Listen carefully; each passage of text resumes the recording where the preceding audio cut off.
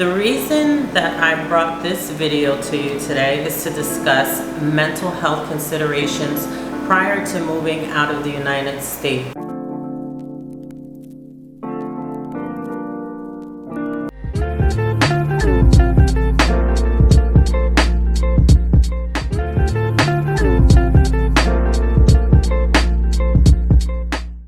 Hi, my name is Amy. I'm a location independent therapist, currently slow traveling through Mexico. Currently, I'm in Mérida, Mexico. The reason that I brought this video to you today is to discuss mental health considerations prior to moving out of the United States. I saw some videos on mental health. I liked the one, it was by Rashida Dow. She gave some tips and some resources like with NAMI and everything. I also saw some videos from expats who are having difficulties with mental health issues. I saw some posts on Facebook that weren't so great with women, mostly women, who were missing due to having mental health issues. They didn't contact their family, so they had like posts up with their picture, might have some mental health issues. So I wanted to bring this video to you so that you could have, just a sense of what should be done while you're in the States, what is possible when you leave the United States, as far as your mental health goes, with medication, therapy, etc. So this is why I brought this video to you. I hope you enjoy it. So the first thing I would suggest would be to go visit your mental health provider. If there's a nurse practitioner or a psychiatrist that's prescribing you drugs, you should go visit them prior to leaving to make sure that you can get your medication, like 3 months worth if you're going to go back, or maybe they'll give you 6 months, I don't know, and maybe do some telehealth. I don't know how that works with physicians. Also see your therapist. If you're not on medication and you're seeing a therapist, talk to your therapist prior to leaving, because your services probably will be cut off if your therapist is following the code of ethics and they don't practice while you're over abroad, because it is I'm licensed in multiple states. I know that I'm not able to see people for therapy while they are abroad. And there are many reasons for this. There could be an emergency where someone has suicidal ideations and you have to call 911. Where, like, if say you're in Thailand and you think about hurting yourself, that'll put my license on the line and your life. It wouldn't be safe if I'm practicing and I don't know who to call, where to call to get you help. That's why we're here. So if your therapist says they can't see you, don't be mad at them. This is something that we have to follow. So that's a big consideration if you're willing to break that tie with your therapist. And if you have medication, if you need medication, and to make sure that you do have it. Okay, I'm not going to keep rambling about that, but that's really important. Another thing is, I have a tip for family members. If someone is manic or in some type of psychotic state and they can't make decisions for themselves, look at your local law to see where you can step in, to see if you can make some decisions for them.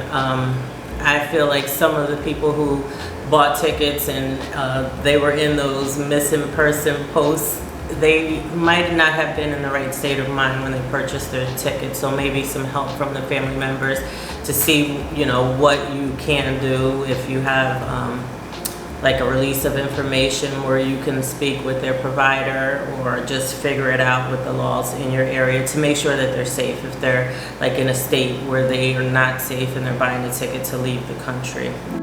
Number 2 would be to gain and manage coping skills. It's really important to have coping skills if you do have anxiety, depression, any type of mental illness, just so that you know how to decrease your symptoms and manage them, and to feel better. There's nothing like leaving the country, saying you're going to leave forever. your emotions are out of control, you don't know how to reel it in and bring it back, especially, you know, certain mental illness. I'm not going to get into all of them. You know, they go into manic states.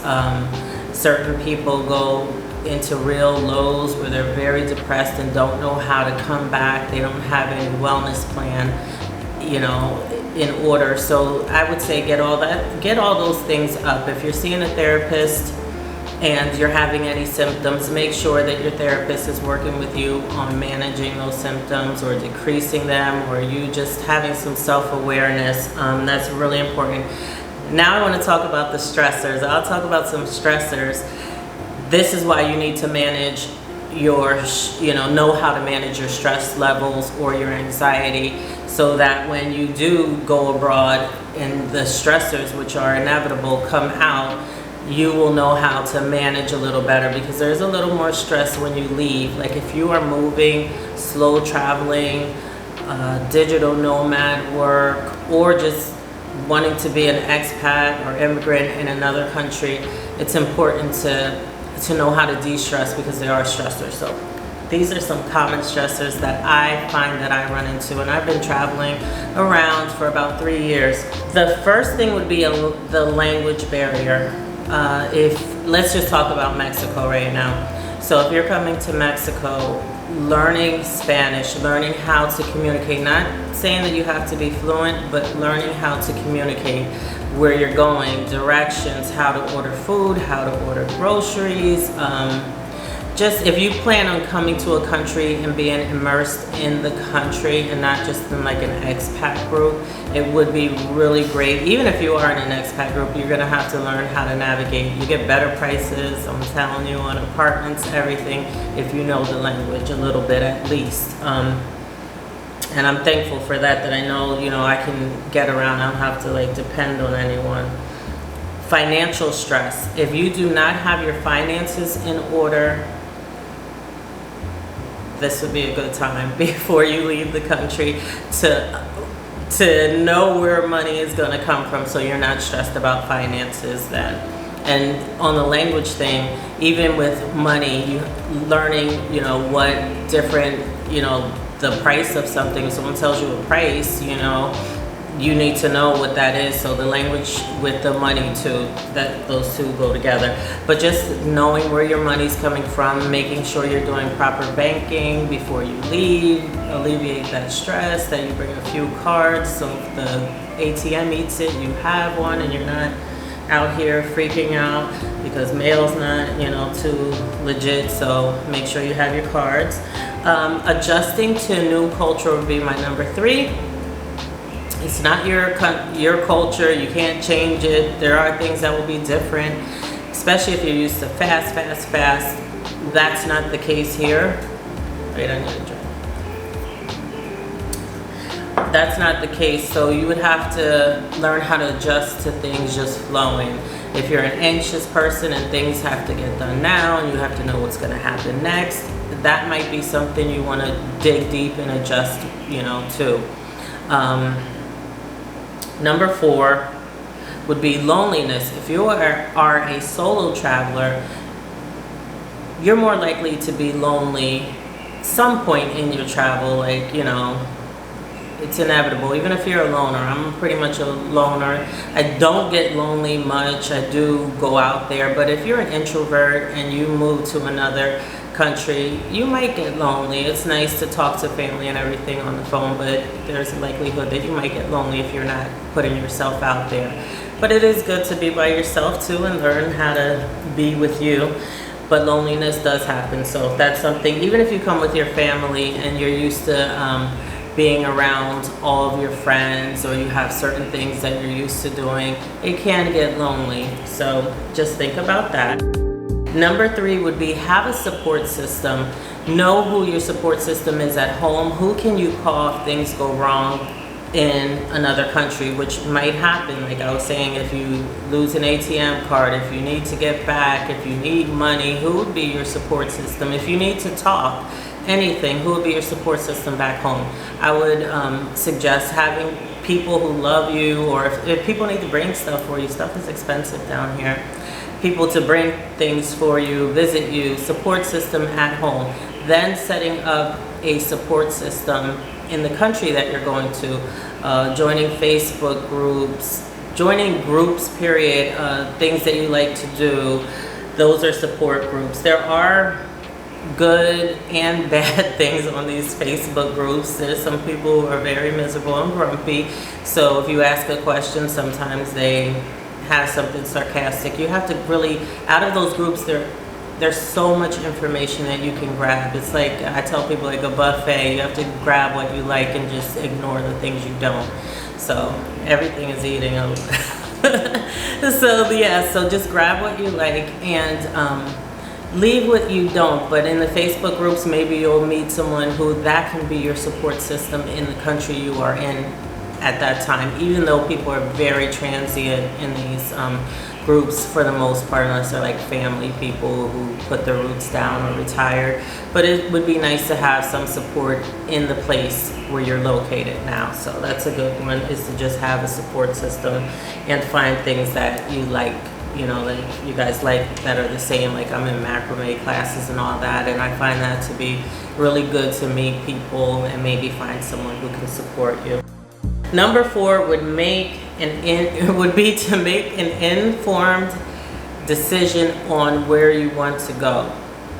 If you like cold weather, maybe an Eastern European country would be really good for you, or if you like beaches, parts of Mexico, the Caribbean, you know, if you don't want to learn a new language, will they speak English? Because this video is for people from the US who mostly speak English. So if you're going to go to another country, do you want to learn a new language at all? It'd be too much of a hassle. Just go to another country where they speak English.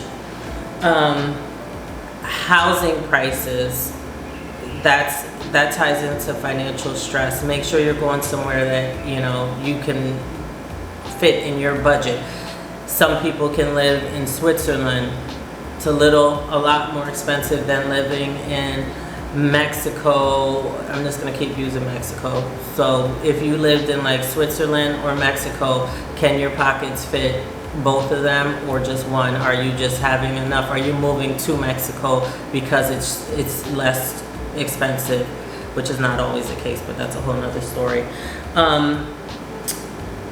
Who would you like to live around when you go to this other country? Do you want to live in, let's say in Mexico again? Do you want to live in a Mexican neighborhood where there's mostly Mexican people and you learn the culture and you have people around from that country? Or do you want to live in a place where there's expats and there's a Walmart and a Costco and a Sam's Club and all those comforts from home?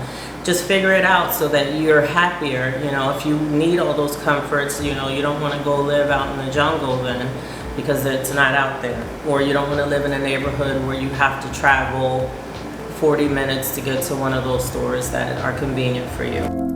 My final one would be develop a wellness routine.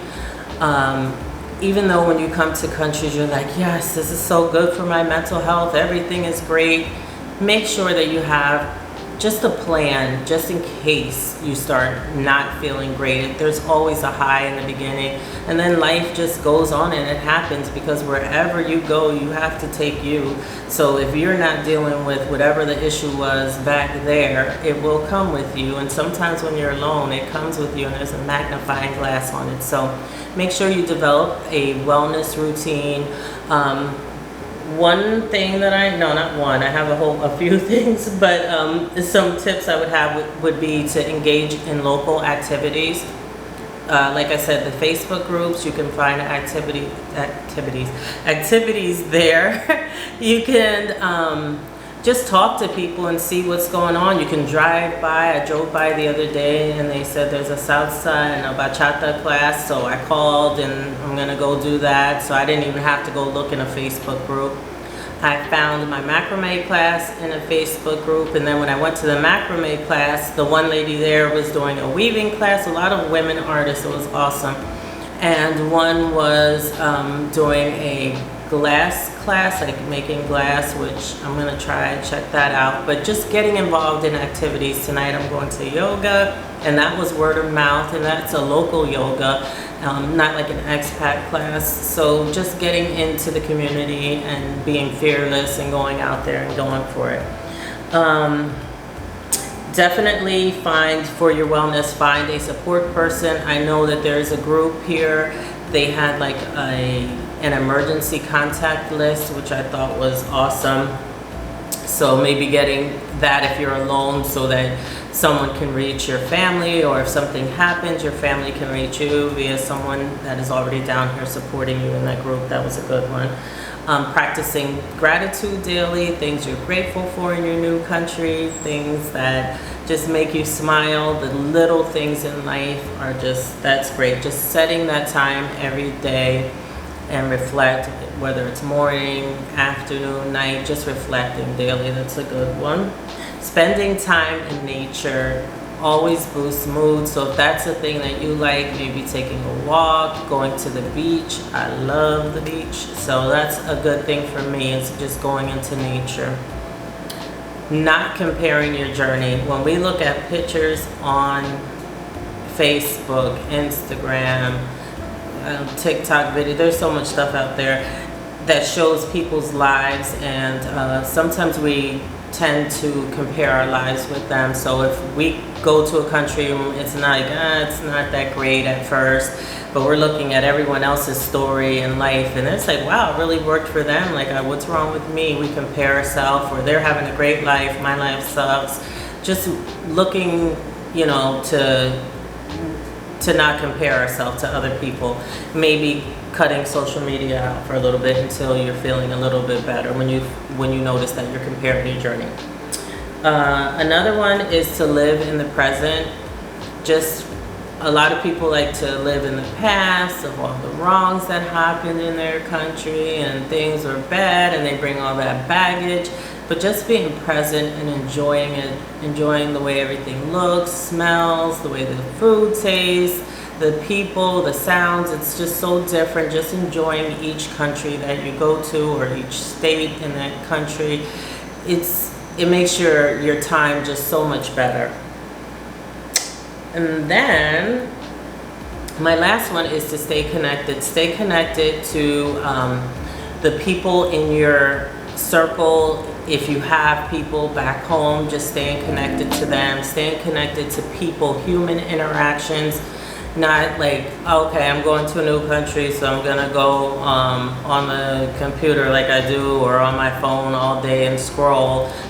Getting out there, being connected to people in real life, and putting yourself out there to have a human connection always, always, always helps. Even if it's not with a million people, one person you connect with is a great thing. And just knowing that these people who are in these countries are usually transient, so it might be a little hard if you get kind of connected with people and it's one person and you can't let go, and then they leave. So just keeping that in mind, just being connected and knowing that people come and go, and you're going to meet great people everywhere you go. I think that's about it. I have like a million things, but I think that's enough. If you have any more ideas of what considerations, or how to go about, you know, making sure that you're okay when you leave the country mentally, like your mental health is good, please leave a comment down below, and I'll look at it and answer it. Or maybe it'll be something that'll put me on, because I just put what I thought of right now. There could be a million more. I had some more, but we're just gonna stop it at that. So if you have any more comments, please leave below. Subscribe, like, share, comment, all the things. Thank you.